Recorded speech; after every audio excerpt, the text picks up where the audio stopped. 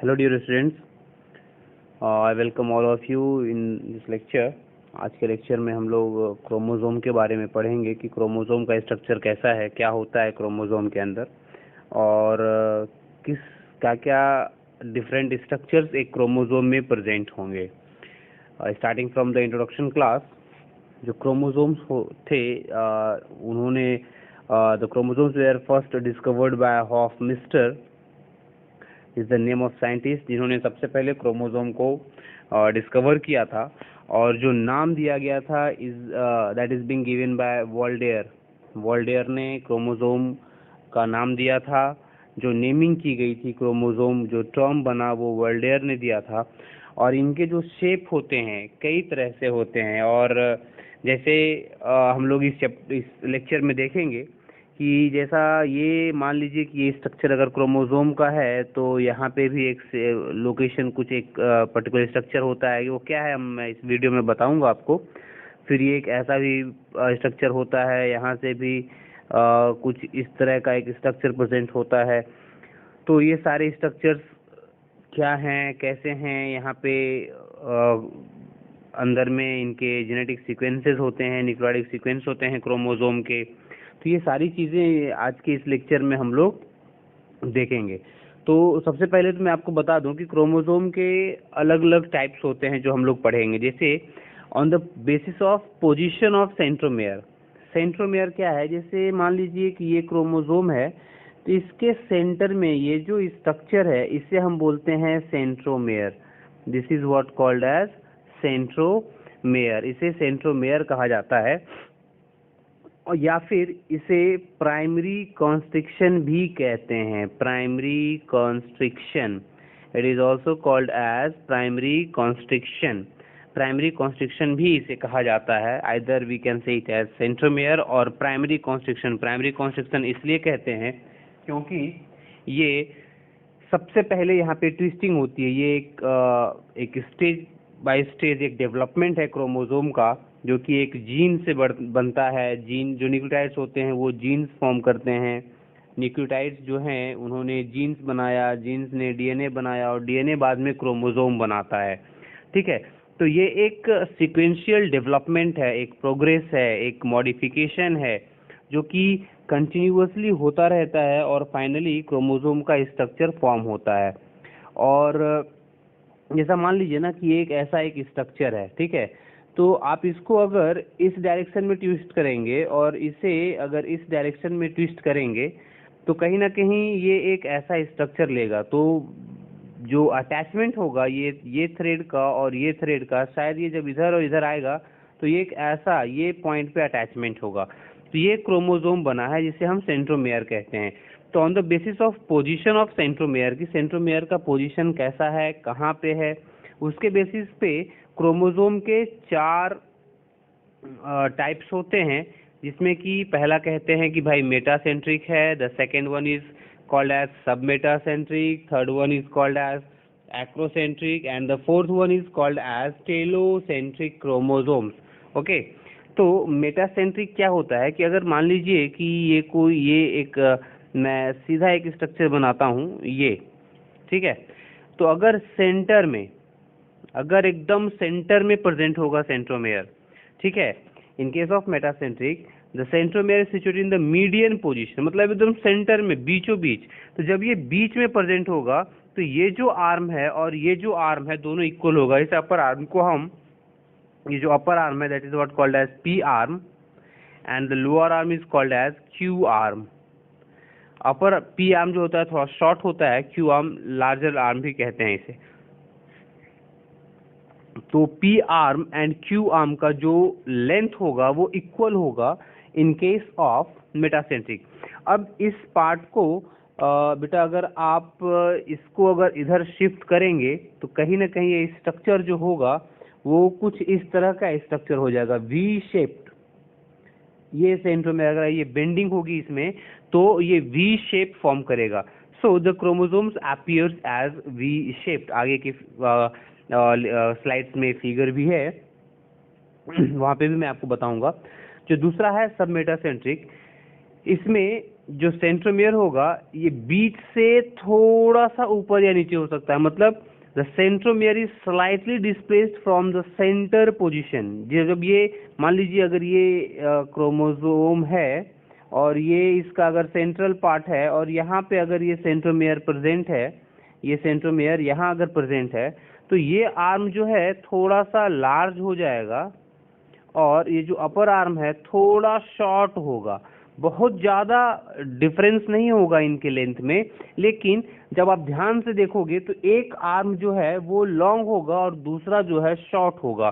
तो अब जैसे मान लीजिए कि इस स्ट्रक्चर को थोड़ा सा उल्टा ढंग से हम बनाते हैं।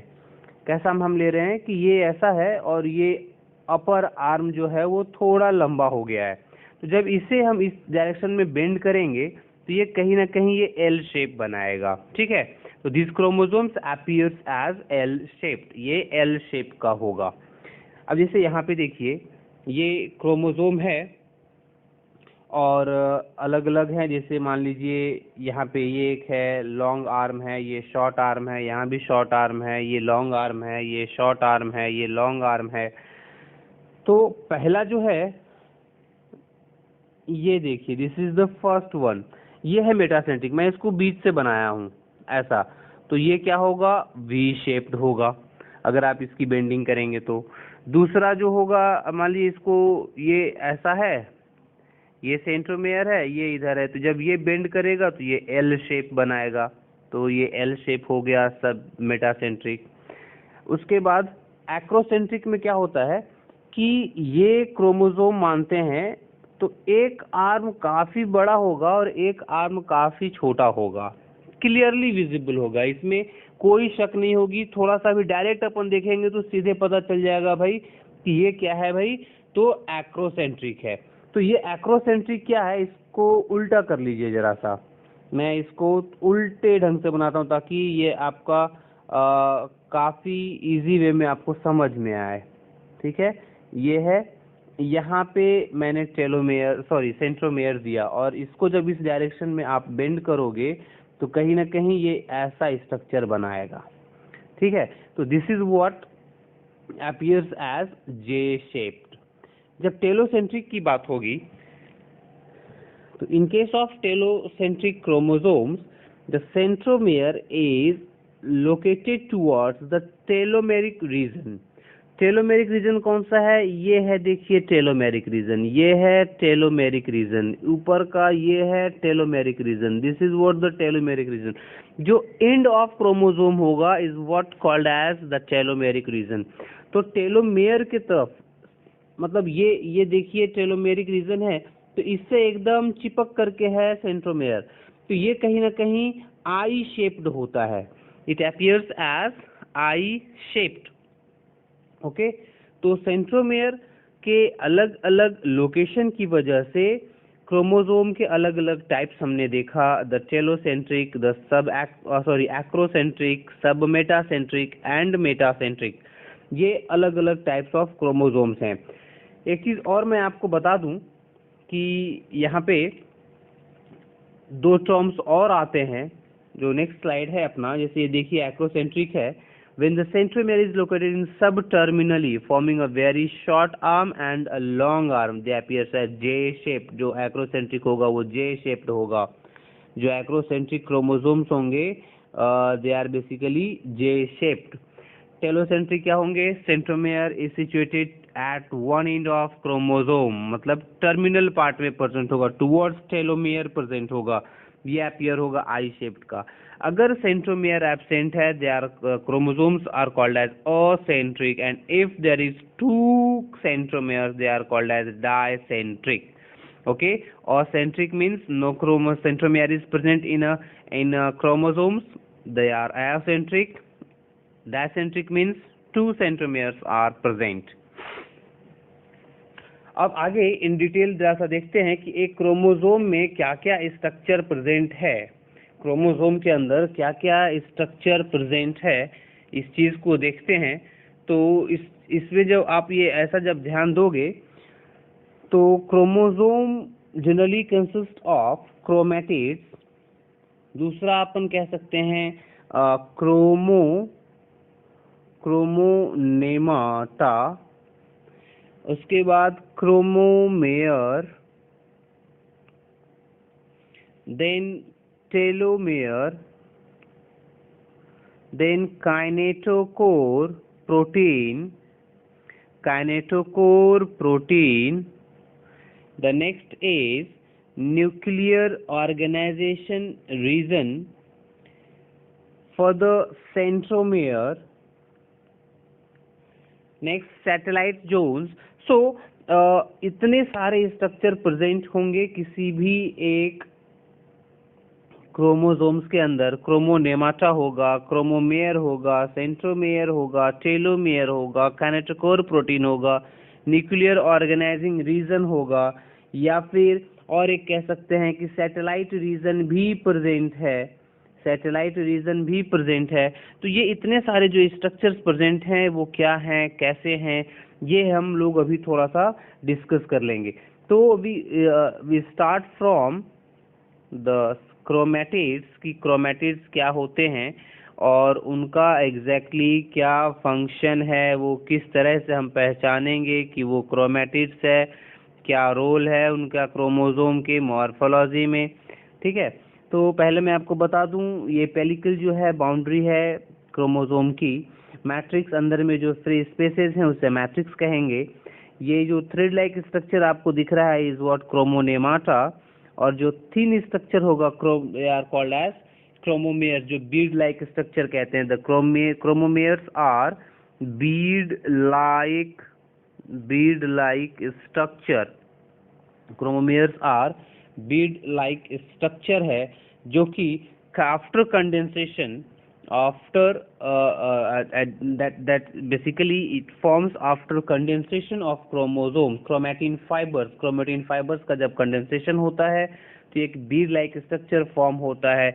और ये कहा जाता है, ये हम लोग जहाँ समझते हैं कि भाई यहाँ पे जो क्रोमोमेयर्स होते हैं they are the location of some genes. Kinetochore protein थोड़ा सा ये ऐसा देखिएगा कि ये जो स्ट्रक्चर है जो सेंट्रोमेयर को कवर करके होगा वो होता है काइनेटोकोर प्रोटीन।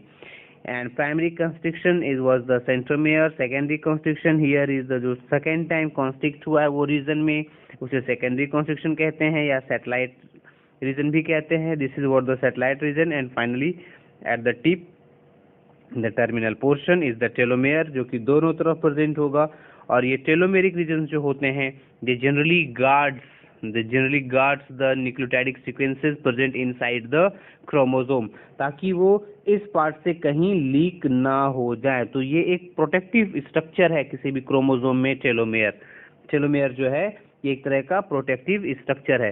तो अब हम लोग देखते हैं आगे की स्लाइड्स में कि ये कैसा स्ट्रक्चर है कि क्रोमैटिड्स जो होते हैं each metaphase chromosome consist of 2 symmetrical strands called as chromatids. They are also called as sister chromatids. किसी भी एक क्रोमोसोम में a pair of chromatids present होते हैं। देखिए ये एक और ये एक, ये ऐसा भी हम बनाते हैं, ये एक सिस्टर क्रोमैटिड, ये दूसरा।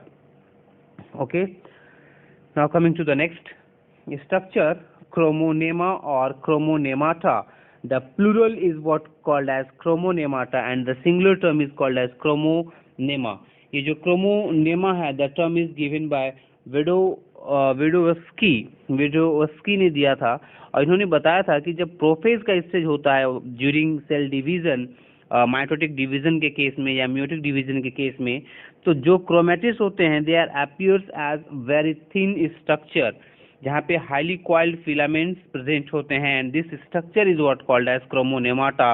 We can also say it as the chromonemata further going to rise as sister chromatids of the chromosome. The next is क्रोमोमेयर्स।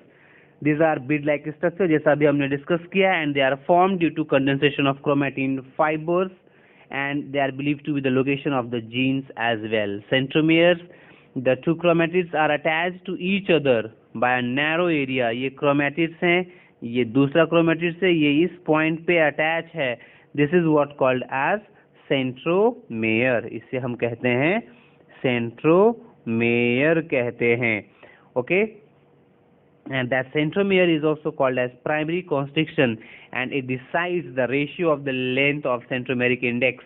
जो कि दो आर्म अगर इक्वल हुआ, अगर दो आर्म्स इक्वल होते हैं they are called as isobrachial. And जैसे जो मेटासेंट्रिक क्रोमोसोम्स होते हैं इनके केस में बोथ आर्म्स आर इक्वल, क्योंकि जो लोकेशन होता है सेंट्रोमियर का, it is present in between the chromatid length, एकदम सेंटर में प्रेजेंट होता है। तो ये दोनों आर्म्स इक्वल होंगे, दोनों भी आर्म्स इक्वल होते हैं, जिसकी वजह से उन्हें हम आइसोब्रैकियल कह सकते हैं। And if both the arms are unequal these are called as heterobrachial. अब ये काइनेटोकोर प्रोटीन क्या होता है ये समझ लीजिएगा। जैसे मान लीजिए कि ये एक स्ट्रक्चर है क्रोमोसोम का, यहाँ पे सेंटर में ये सेंट्रोमियर स्ट्रक्चर है, और सेंट्रोमियर स्ट्रक्चर के बाद ये साइड से ये देखिए ये स्ट्रक्चर ऐसा एक ओवरलैपिंग रीजन होता है। This is what called as kinetochore protein, kinetochore region कह सकते हैं। This is disc shaped protein structure attached to the centromeric portion. This is attached to the centromeric portion जहाँ से स्पिंडल फाइबर अटैच करते हैं during cell division. Okay, and the next structure is the telomere. telomere का जो region है ये क्या है? It is the term applied to the cytologically distinct types of chromosomes. These are specific for a chromosome and are rich in very G and T bases. Guanine and thymine rich ये reason होता है। It performs protective function to the chromosome. It stops the leaking out of the nucleotidic sequences और bases और nucleotides को वो leak होने से help करता है। The next one is called nuclear organizing region, and these are the areas are certain secondary constructions containing the genes which codes of ribosomal RNA, जो कि हमने ये फिगर में देखा था कि ये जो सेकेंडरी कॉन्स्ट्रक्शन का ये जो रीजन है, this is related to that nuclear organizing region which codes for ribosomal RNA and induce the formation of nucleoli. It as the term indicates nucleolar organizing region, जो कि न्यूक्लियोलाई के formation में या nucleus के formation में ये काफ़ी ज़्यादा इंड्यूस करता है, प्रमोट करता है ये। Okay, and the chromosomes which with these regions are called as nuclear organizing chromosomes, क्योंकि वो ऐसा functions वो कर रहे हैं। satellite zones, they are rounded body separated from the rest of the chromosome by secondary constriction। ये देखिए ये जो रीजन है is what called as this particular region is what called as satellite region, ठीक है, जो कि सेकेंडरी कॉन्स्ट्रक्शन के बाद प्रेजेंट होगा। So this is rounded body separated from the rest of the chromosome by secondary construction, and a chromosome having satellite is called as satellite chromosome, जिसे marker chromosome भी कहा जाता है। The next, the number of chromosome is not fixed in case of all organism or species. It varies from species to species. Okay, लेकिन एक particular species में fix होता है। फॉर एग्जांपल होमो सैपियंस की अगर हम बात करेंगे तो वहाँ पे 46 नंबर है, 23 पेयर्स प्रेजेंट होते हैं, या फिर 46 कह सकते हैं इन case of Homo sapiens.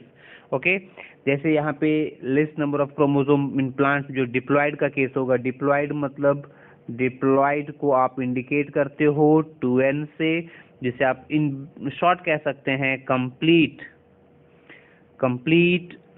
Set of chromosome. और जब आपसे कोई हैप्लॉइड के बारे में पूछता है कि व्हाट इज दैट हैप्लॉइड, तो इसे आप n से रिप्रेजेंट करते हो। इसे आप कह सकते हो half set of chromosome. Okay, and it is represented by n and diploid is represented by 2n। Okay, तो किसी भी एक क्रोमोसोम जो एक नंबर होता है, अगर कंप्लीट नंबर ऑफ क्रोमोसोम है तो उसे हम डिप्लॉयड कहेंगे, और अगर हाफ होता है तो उसे हम कहेंगे कि वो क्या है भाई, तो वो हैप्लॉइड है। जैसे ये 23 पेयर है टोटल है, तो ये क्या हो गया, डिप्लॉइड है। तो n इज इक्वल टू आप क्या लिखेंगे, 46/2 इक्वल्स टू 23। जो 23 क्रोमोसोम्स होंगे they are is equal to, they are what, the n। okay, n is the haploid and 2n is the diploid. Fine. So now coming to the contents, ये content है कि जो list number of chromosome in plants हैं 2n is equal to 4 और n is equal to 2, यहाँ पे देख सकते हैं 2n is equal to 2n here represents the diploid, the complete length, complete set of chromosome, and n is equal to 2 half set of chromosome in case of Haplopappus gracilis. okay, और जो highest number है वो 2n is equal to 1260 in Ophioglossum के case में होता है, जो कि काइंड ऑफ टेरिडोफाइट प्लांट है।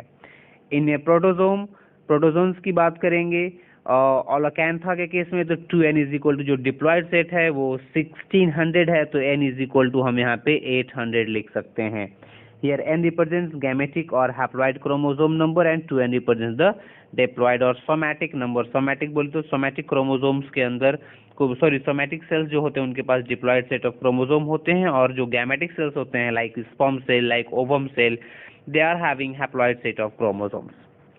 okay, so now depending upon the sex and other body characters, जो chromosomes होंगे they can be autosomes और sex chromosome, जिसे heterosomes और idiosomes भी कहा जा सकता है।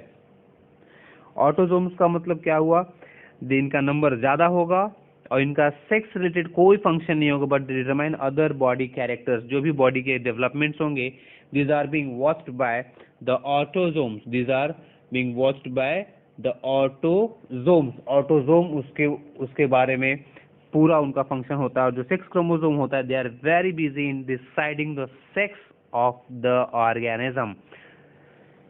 A function, they are very responsible for carrying of genetic information from one generation to another generation, that because they are called as hereditary material।